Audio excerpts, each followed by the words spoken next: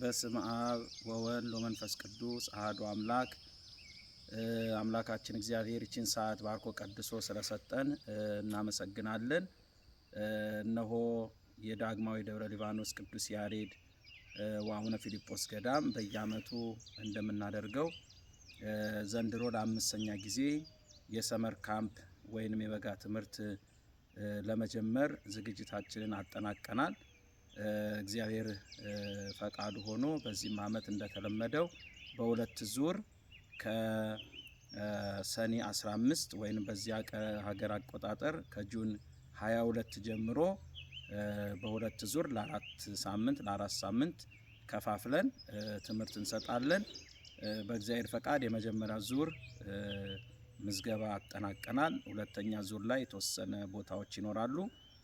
በተረፈ ዝግጅት አጠናቀናል። ምናልባት በዚህ በሚያምር ገዳማችን ልጆቻችን መተው አንደኛ ቃለ እግዚአብሔር ይማራሉ፣ ሁለተኛ ስነ ምግባር ይማራሉ፣ ሃይማኖት ይማራሉ፣ የተለያየ ነገር ይማራሉ ልጆቻችን። በተለይም ደግሞ ሃይማኖታቸውን እንዲያውቁ የስነ ምግባር ትምህርት ላይ በጣም እናተኩራለን። የአማርኛ ቋንቋ ይማራሉ። ቅዳሴውን፣ ውዳሴ ማርያምን፣ ሁሉም ነገር ትምህርት ይሰጣል። ከምንም በላይ ግን ኑ ልጆቼ ፈሪሃ እግዚአብሔርን ላስተምራችሁ እንዳለ መጽሐፍ እግዚአብሔርን መፍራት፣ ለቤተሰብ መታዘዝ፣ በሃይማኖት መጽናት ይህንን ትምህርት አግኝተው ይሄዳሉ። ከዚህ በፊት በነበረው የአራት ዙር ትምህርት ውስጥ ያገኘነው ይህንን ነው ያስተማርናቸው ልጆች እዚህ ሲመጡ በተለያየ ሁኔታ ውስጥ የነበሩ ልጆች መንፈሳውያን ሆነው ቤተክርስቲያን የሚያገለግሉ ለወላጆቻቸው የሚታዘዙ ሆነዋል። በዚህም ዓመት ይቀጥላል። በጣም በሚገርም ሁኔታ እዚህ ከትምህርት ባሻገር ደግሞ ጸበል ይጠመቃሉ። የጻድቁ የአባታችን የአቡነ ተክለ ሃይማኖት ጸበል አለ።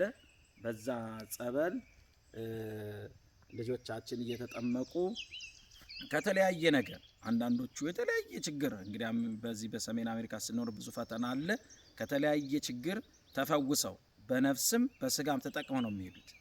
በስጋቸውም በነፍሳቸውም ተጠቅመው በአእምሮ በልጽገው በጥበብ በልጽገው ምንም አይነት ፈተና ቢመጣ በቅዳሴው በጸሎቱ በኪዳኑ እንዲሁም በጸበሉ ቅባ ቅዱስ ጸበል ከተጠመቁ በኋላ በየጊዜው ቅባ ቅዱስ ይቀባሉ። በእንደዚህ አይነት ልዩ አስተዳደግ ስለሆነ የሚያድጉት በነፍስም በስጋም ይጠቀማሉ። ስለዚህ እዚህንም ዓመት ትምህርት እንግዲህ እንጀምራለን። ሁላችሁም በጸሎታችሁ አግዙን። ምናልባት ያልተመዘገባችሁ ሰዎች የሁለተኛ ዙር ቦታ ስላለን በዚህ ሀገር አቆጣጠር ከጁላይ 19 ጀምሮ እስከ ኦገስት 16 የሚቆይ ማለት ነው ሁለተኛ ዙር። በዛ ላይ መመዝገብ ይቻላል። በተረፈ በጸሎታችሁ አስቡን። የእግዚአብሔር ሰላም ከሁላችን ጋር ይሁን። ወስብሐት ለእግዚአብሔር።